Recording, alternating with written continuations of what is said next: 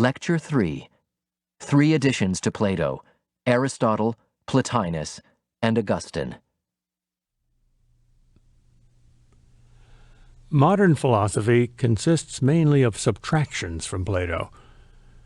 There are subtractions from Plato in ancient philosophy too, especially skepticism and the materialism of the Epicureans. But Aristotle and Plotinus among the Greeks and Augustine among the Christians added rather than subtracted from the Platonic tradition, somewhat as Plato added to Socrates. Aristotle added essentially the presence of the forms in the material world. Aristotle was basically a Platonist. He did not deny the existence of the forms, only their separation from things. He did not deny them in bringing them closer, as a Christian does not deny the transcendent God of Jews and Muslims by bringing him closer by the incarnation. Plotinus added essentially two kinds of mysticism: objective and subjective. Objectively, in speaking of the unspeakable, the form of the Absolute One, and subjectively in his detailed psychological description of the mystical ascent to this One. Augustine added the metaphysical address of the forms, the mind of God. They are ideas, and ideas without a mind seems impossible. They are, of course, in our mind when we think of them, but we are temporal, so the ideas are not always in our minds. The ideas are eternal. Therefore, Augustine argued, there must be an eternal mind for them to be eternally in. Thus, Augustine uses Plato's ideas and our knowledge of them to prove the existence of God. Let's look more carefully at each of these three great additions to the Platonic tradition. Aristotle is the one that's not usually called an addition, but a subtraction, or at least a radical alternative. I think it is not a radical alternative. Aristotle is a Platonist, and if you want a first-rate philosopher and historian to prove just that, I suggest you read A.E. Taylor's little book entitled Aristotle. He does not deny that Platonic forms are real. In fact, they are as central to his philosophy as they are to Plato's. Aristotle, like Plato, is always on the hunt for a form, a universal, a real essence. In fact, most modern philosophers shun Aristotle precisely because of this, because of his Platonism. What Aristotle denies is the chorismos, the Greek word means separation, that the forms are separate from things.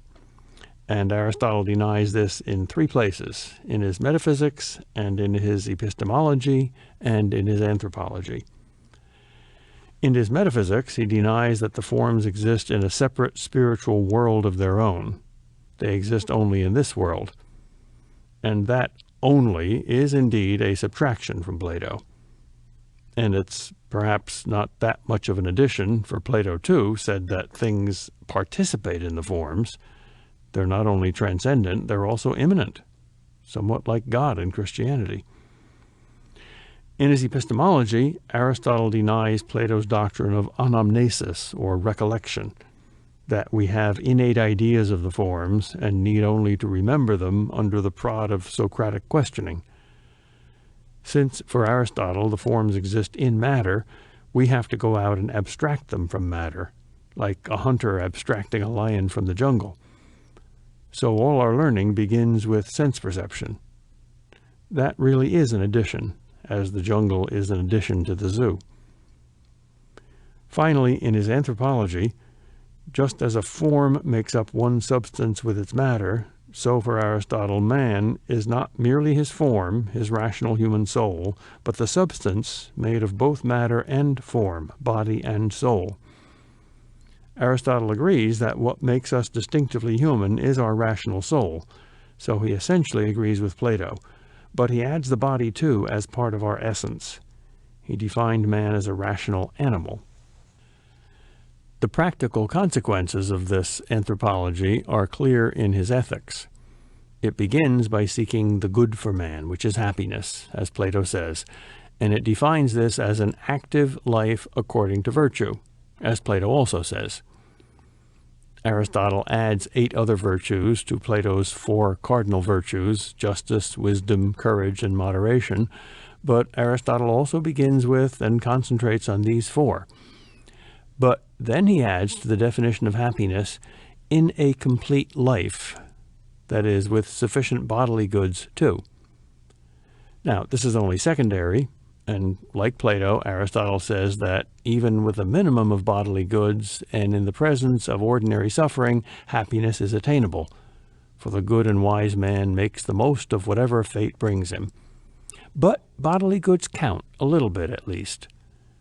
So you might say Aristotle is 90% Plato, but with a 10% addition, a reminder that our bodies are us too, not just motel rooms, not just places where we visit, as houses are haunted by ghosts. But, of course, Plato did not think of the soul as a ghost, any more than Aristotle did. To see how Platonic Aristotle is, look at his epistemology. He divides knowledge into 4 kinds. The lowest kind is unscientific knowledge, and the 3 kinds of scientific knowledge are the 3 degrees of abstraction, 3 degrees of universality. For, like Plato, Aristotle defines scientific knowledge as knowledge of universals, which means knowledge of forms. Now, there are 3 levels of scientific knowledge for Aristotle. First, physics, which understands universal physical laws, physical forms, by abstracting from individual physical matter. Then, second, mathematics, which also abstracts from change and uncovers truths that are changeless, whereas physics deals with the world of time and change and motion. And finally, metaphysics, which abstracts from all particularity. This is really Plato's divided line. Non-scientific knowledge is the lowest quarter, mere opinion, doxa. Actually, his word for it is eikasia, which means the imaginary, the knowledge of shadows. The second level, Plato calls pistis, belief, because it trusts the senses. It's the sense perception of material things. And the third level, Plato calls dianoia, which is reasoning, logical and mathematical reasoning, step by step from a premise to a conclusion. And finally, the fourth level is episteme, certain knowledge, the intellectual intuition of an unchangeable form without any matter. So both Plato and Aristotle make the highest kind of knowledge this direct intellectual intuition of a form, although Aristotle thinks you have to abstract it from matter first. For both thinkers, this intellectual intuition of the form is reached by starting at the bottom of the line and climbing up step by step. So Plato, too, begins with imagination and sense perception, and even mere opinion, the opinions of Socrates' dialogue partner. Plato does not omit these lower parts of knowledge. He uses them as rungs on his ladder to climb above them, which is what Aristotle does, too. The only important difference is Aristotle's theory of abstraction of form from matter rather than recollection of innate ideas of the forms. And in both cases, we use logical deduction, level 3 of the line, to ascend to level 4, which is certainty. Both believe we can attain certainty. And this, I think, is what sets them both most deeply at odds with the typically modern mind. If there's one thing that will not be tolerated by that typically modern mind, it's the claim to certainty. Test that claim at some fashionable cocktail party sometime. Confess to believing any number of strange ideas and no one will dispute with you, but confess to certainty about anything important, such as moral absolutes or free will or immortality or, worst of all, God, you'll be looked at as if you never used soap. Both Plato and Aristotle believe that reality culminates in a single perfect being, which Aristotle called God, which is eternal form without matter. Both believe the universe is ordered hierarchically into kinds, species, immutably different forms. Both believe in final causality, teleology, objective purpose, for everything, or as it's called today, intelligent design. Both Plato and Aristotle believe in 2 dimensions of reality, matter and form. Both distinguish soul and body, intellect and senses, rational moral will and animal desires. Both believe that the end of life is happiness, which comes only with the intellectual and moral virtues. Both believe in education, and that the end of all education, including political education, is to be formed by timeless truths, and thus realize your human nature, your essence, your form. For modern education, the end is freedom, or self-realization, or autonomy, something subjective. For both Plato and Aristotle, in fact for all pre-modern thinkers except the sophists, truth is objective and we can know it. They are all epistemological realists. We can know reality. Our minds can discover and conform to objective reality. Reason is open to reality, and reality is open to reason. That is not so for Hume, or Kant, or Nietzsche, probably the three most influential modern philosophers, as we shall see in a later lecture. Both Plato and Aristotle find hierarchy to be so essential everywhere that they assume it rather than proving it. Today, this is the very last thing modernists can admit. Plato and Aristotle place form over matter, eternity over time, gods over men, men over animals, virtue over vice, soul over body, reason over passions, and in politics, wise and just ordering of authorities over citizens, although Aristotle defends representative democracy as one of these just orders, as Plato does not. Above all, both Plato and Aristotle tell us to live according to reason, because reason is not just subjective cleverness, but the understanding of the nature of things. Now, there's a lot more in Aristotle that's not in Plato, and some of it is indeed an alternative to Plato, contradicts Plato, but it's mostly in the details. I've given you the big picture, which is often forgotten by philosophy books and teachers, as you often forget the names of countries when you look at the towns on a map. Plato and Aristotle live in adjoining towns in the same country. We live in a different country, a brave new world. For us, an idea is only an opinion, and a form is only a shape, and an end is only a personal motive, and a substance is only a chemical, and happiness is only a feeling. Virtue is only prudery, justice only legality. Souls are religious myths, and judgments that claim truth are judgmentalism and intolerance. We live indeed in a different world. Even Aristotle's overt disagreements with Plato turn into agreements in the end. Aristotle begins by emphasizing nature as self-explaining, without the transcendent ideas, but he ends by making nature dependent on God, who is even more transcendent than Platonic ideas because nature does not participate in God. Aristotle begins by opposing empiricism and abstraction to Plato's rationalism and innate ideas, but he ends by founding all knowledge on self-evident first principles like the law of non-contradiction, which are innately known, not abstracted. Aristotle begins by making the primary object of knowledge the sensible substance rather than the immaterial form, but he ends by saying that the ultimate knowledge is the knowledge of God. Aristotle begins by giving the material world something real of its own, not just a reflection of the forms, but he ends by saying that matter is not actual, only potential. All the actual reality in any substance, he says, is due to the form, not the matter. Aristotle begins by making the soul the form of the body, but he ends by making the agent intellect, the active intellect, even more independent and divine, more transcendent than Plato's soul. Aristotle begins by criticizing Plato's Socratic thesis that evil is ignorance and the good is knowledge, but he ends by identifying the supreme good in the Nicomachean Ethics with the intellectual contemplation of eternal truths. In general, Aristotle criticizes Plato for being too otherworldly, and all the history of philosophy books present Aristotle as the more this-worldly thinker, more realistic, more pragmatic than Plato.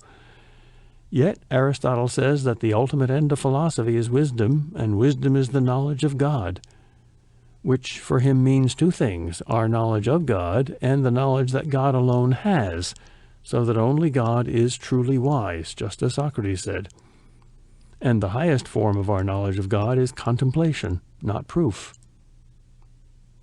I think 4 phrases can neatly summarize the differences between Aristotle and Plato. Hylomorphism in metaphysics, empiricism and abstraction in epistemology, psychosomatic unity in anthropology, and this worldly happiness in ethics. All 4 are only secondary corrections, and Aristotle's essential Platonism shows through in all 4. For form is still more important than matter, intellect more important than senses, soul more important than body, and divine contemplation more important than the satisfaction of earthly desires. Aristotle was Plato's prime pupil for 20 years, after all, in his academy. He waited until Plato died to set up his own school, the Lyceum, and he did so with the famous apology, "Dear indeed is Plato, but dearer still is truth." And in the end, it turned out that the two were not that radically different. Over 500 years after Aristotle's death in 322 BC, Plotinus founded Neoplatonism. And Plotinus influenced the Middle Ages more than Plato or Aristotle did, since they knew Plotinus better. Plato's works were not rediscovered till the early years of the Renaissance, and Aristotle's not until the 13th century. Unlike Aristotle, Plotinus always considered himself a totally faithful disciple of Plato rather than an alternative. Yet, in some ways, Plotinus's additions were more radical than Aristotle's, and in some ways they were more of a subtraction. For one thing, Plotinus denied the rationality, the intelligibility of ultimate reality, of Plato's idea of the good. He sharply separated this ultimate reality, which he called the One, from the realm of the ideas. For another thing, Plotinus said that matter was the source of evil, and seemed to have a deep hatred and fear of matter and the body. Finally, Plotinus never could have written a republic or a laws, for interpersonal justice and harmony and community, which was very high on Plato's list of values, was definitely low on Plotinus's list.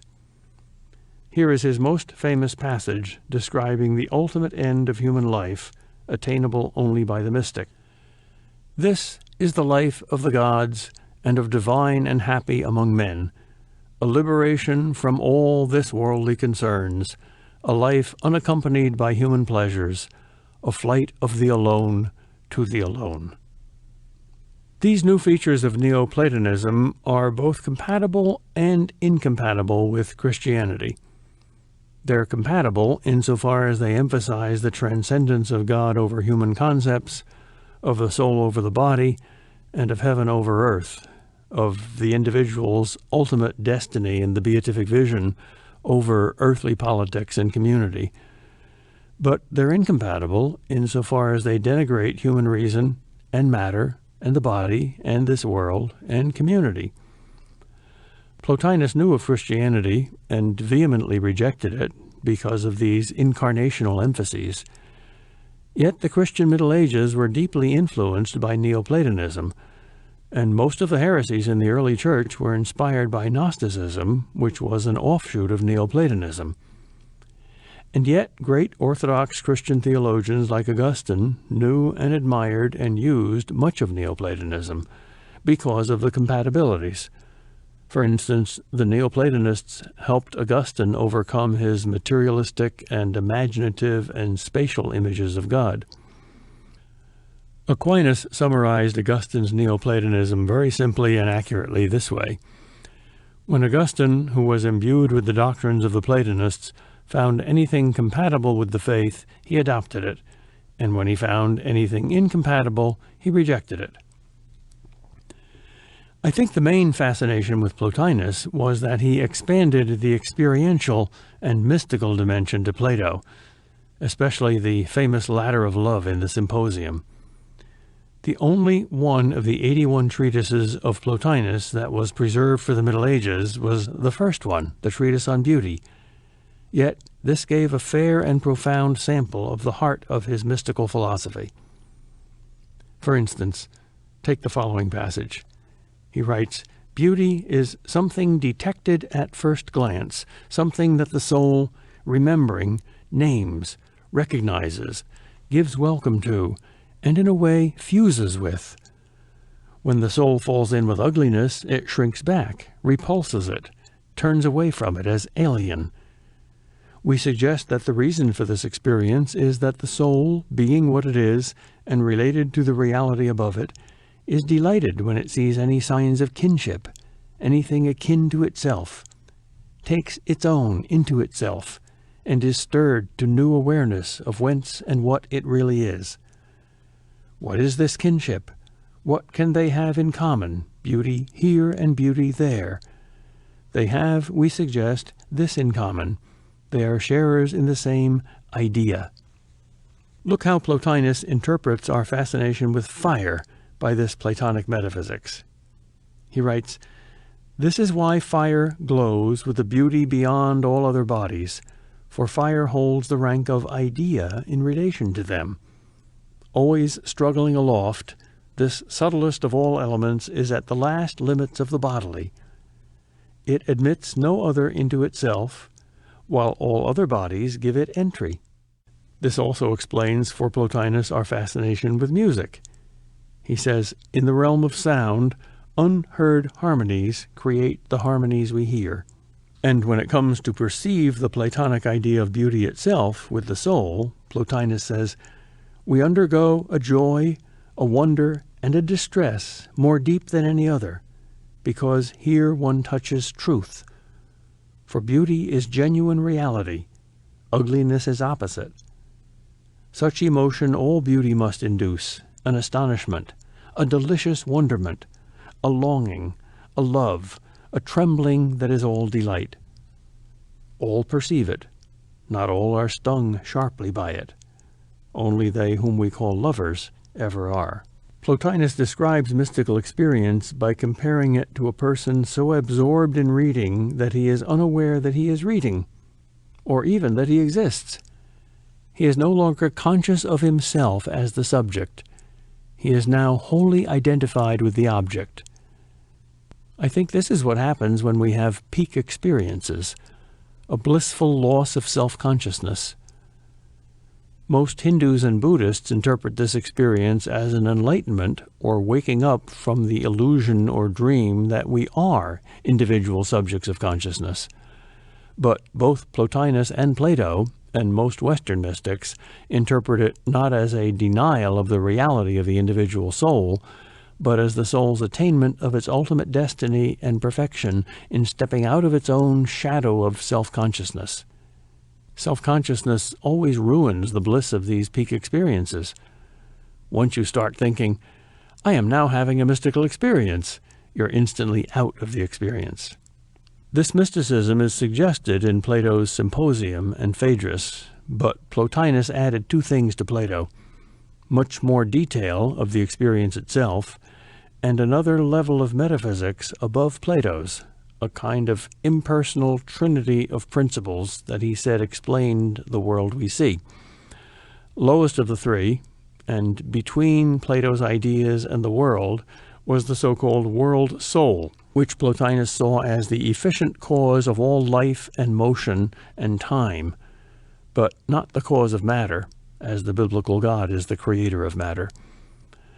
This world soul corresponds roughly to Plato's creator God or demiurge in the Timaeus, and to Aristotle's efficient cause. Above this was the supercosmic intelligence, in which were all the Platonic ideas, a kind of impersonal divine mind, and this corresponds to Aristotle's formal cause. Above even this was what Plotinus called the One, which he identified with Plato's idea of the good.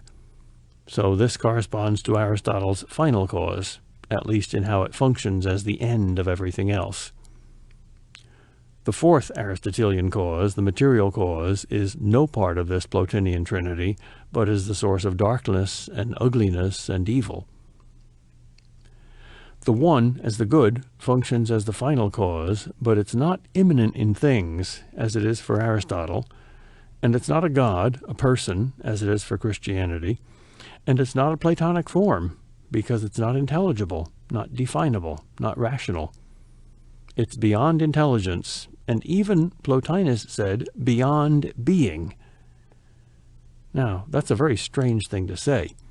Beyond being sounds like unreal or non-existent. But Plotinus meant almost exactly the opposite, something like more real than being. But what could that possibly mean? Well, Plotinus meant by being not existence, but intelligible essence, or intelligibility. So the transcendent one is, but it has no essence. Everything knowable has a knowable essence, an intelligible essence. So the one is unknowable. Or instead of saying that the one is unknowable because it's beyond being, you could say that it's beyond being because it's unknowable. For it's absolutely one, not dual, while all knowledge implies a duality of the knower and the known, the subject and the object. Another argument in Plotinus for the one's unknowability is from its infinity. Both intelligence and the objects of intelligence are finite, but the one is infinite. Therefore, the one is not an object of intelligence or a subject of intelligence. It neither knows nor is known. Instead of being an object of intelligence, it is the transcendent source and origin of intelligence, even divine intelligence. It's like Brahman in the Hindu scriptures, the Upanishads, the one without a second. This, by the way, clearly distinguishes it both from the Jewish God, who by creating the world becomes the one with a second, and the Christian God, who even in himself is one with a second and a third divine person in the Trinity. Plotinus's Trinity of the One, the Intelligence, and the World Soul is very different than the Christian Trinity, by the way, for two reasons. First, it's not three persons, and second, because the three are unequal, not equal. They're not one being. Since Plotinus meant by being simply essence, not existence, and since essences are many, he concluded that the one, being beyond manyness, and therefore beyond essence, had to be beyond being. The one is beyond being as Plotinus is beyond Plato. St. Augustine was the greatest Christian Platonist. It's often said that he baptized Platonism. Aquinas put the relationship more simply when he said that whenever Augustine found in the writings of the Platonists anything consistent with the faith, he adopted it, and whatever he found contrary, he amended it. Augustine's Christianity was not for him a postscript to Plato. For Augustine, Plato was a postscript to Christianity. Augustine was not a Platonist who happened to be a Christian, but a Christian who happened to be a Platonist. No other philosophers ever excelled Plato and Augustine, I think, in uniting the two essential qualities of philosophy and of human personality, the head and the heart, the intellect and the imagination, logic and poetry, rationalism and romanticism, clarity and profundity, objectivity and subjectivity, the theoretical and the practical, the impersonal and the personal. On the one hand, a demanding, critical, logical questioning, and on the other hand, a humble personal piety. Medieval statues of Augustine almost always have him holding an open book in one hand and a burning heart in the other. Some philosophers have more of a book, but less of a heart. Some have more of a heart, but less of a book. But I don't know anybody who has a bigger heart and a bigger book than Plato or Augustine. Augustine's philosophy is Platonic in many ways. He agrees with Plato that the true self is the soul, though he thinks the body is more important than Plato did, as Plato thought it was more important than Plotinus did. Augustine also agrees with Plato that true knowledge comes from the soul and its intellect, not from the body and its senses, which yield only opinions and uncertainty. Augustine used Plato's interior road to truth rather than Aristotle's exterior empirical road. In fact, this interior road is Augustine's argument for God. Our temporal minds, he argues, can know eternal truth, Therefore, there must be an eternal mind in which we see this truth. Where, he says, do you see that 2 and 2 are 4? In your own mind? In the mind of the teacher? In matter? No. Well, it must then be in itself. Where is that? That can be only the divine mind. He writes, "Do not go abroad. Return within yourself. Truth dwells in the inward man." But be careful. When you find truth there, in the inward self, the there is adverbial, not adjectival. That is, it modifies the finding, not the truth. The truth is found by the mind, but the truth is not originated by the mind. The truth is objective. It's above the mind. He argues, when I see the truth, and you see it too, I see it with my mind, but not in my mind.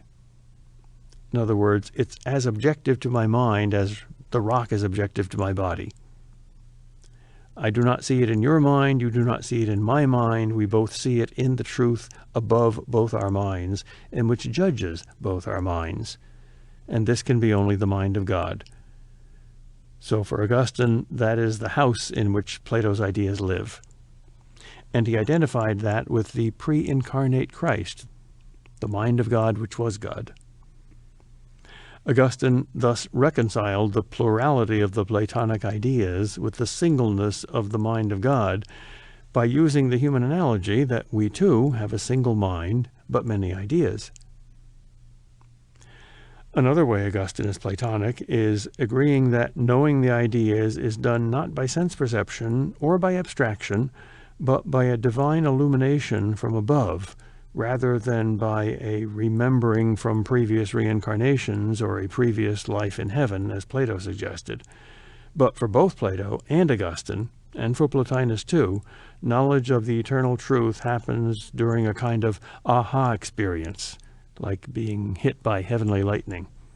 Most history of philosophy textbooks will tell you that Augustine's essential contribution to Platonism was to fill in this intellectual gap or hole in Plato's metaphysics to answer the question Plato left unanswered about the Platonic ideas, namely, where are they? They're not anywhere in space, of course, but how can any ideas just be without a mind in which they are? They're not human ideas, so they're not merely ideas in our mind. They're divine ideas, so they need a divine mind. That was indeed a contribution of Augustine to give a home to the homeless ideas. There is a perfect fit between Augustine's Christian God and Plato's ideas, sort of like the fit between the Queen of England and Buckingham Palace. Especially because the Christian God is supremely intelligent, and because his intelligence, his mind, his logos, his word, is what St. John the Evangelist identified Jesus with. The divine logos is what became human flesh in the incarnation. Now, all that is true, but I think this standard line misses a deeper point. I think the essential contribution of Augustine to Platonism is not merely the solution to an intellectual problem in metaphysics, where are the ideas? For Augustine, the logos is not a concept. A concept is something weaker than the thing that it knows. For instance, my concept of human nature is weaker than human nature itself. So where a concept is less than the reality, the logos is more. It's the mind of the maker, the mind of the modeler. It's the model and standard and archetype. So Augustine didn't merely join Plato's forms with the Christian God, he expanded Plato's forms by expanding Plato's God. For Augustine, God is a person, and a person has a will or a heart as well as a mind. And the essential function of the will or the heart, according to Augustine, is to love. As the physical heart is the center of the physical body and the pumper of the blood, the life of the body, so the spiritual heart, the power to love, is the center of the soul and the dynamic principle of everything that happens in the soul, including knowing. And this new centering on love expands Plato's concept of man, as well as Plato's concept of God. Here is how it does that. Here is Augustine's essential anthropology. For Augustine, there's two fundamentally different kinds of people in the world. These two kinds of people make up the famous two cities, the city of God and the city of the world. and it's determined by the heart. All the people who have ever lived, who have chosen God as the ultimate object of their love, however clearly or obscurely they have known God, are members of the city of God, and destined for eternal union with God in heaven, since everyone eventually gets what they most deeply want, what they love. Augustine says, "My love is my weight, my gravity, my destiny. Amor meus pondus meum," he says. My love is almost my density, my destiny, pondus. And everyone whose ultimate love in this world and themselves is not God, but simply this world and themselves, well, they'll eternally get that. They won't get God. And they'll be eternally unhappy, because all human hearts are designed to be happy only by getting what they're designed to love, namely God, the supreme good. So, in other words, Augustine essentially adds 3 H's to Plato: larger views of hearts, of heaven, and of hell. Thus, he's an example of the Hamlet principle: more things in heaven and earth, Horatio, than are dreamed of in your philosophy. The reality is always bigger than the concept, even the biggest concept. Augustine saw, I think much more clearly than Plato, that persons are greater than ideas, even Platonic ideas, that both the human mind and the divine mind is greater than its idea. That's why Jesus in the New Testament isn't boring, as Jesus in most sermons is. He's real. The real isn't boring. That's why Augustine, in the most famous sentence of the Confessions, says that our hearts are restless until they rest in God, because he has made us for himself. That's why our hearts are bigger than the universe, since they're able to know and to love as the universe is not, and therefore our hearts need something bigger than themselves and bigger than the universe to fulfill them, not something smaller. One of the things that is smaller than ourselves is a concept. Logos is not a concept for Augustine. Logos is a person. Logos is God, the Word of God. And Jesus is that Logos become flesh. And that's like saying that the house where all Plato's ideas live was an eternal person who became a temporal person.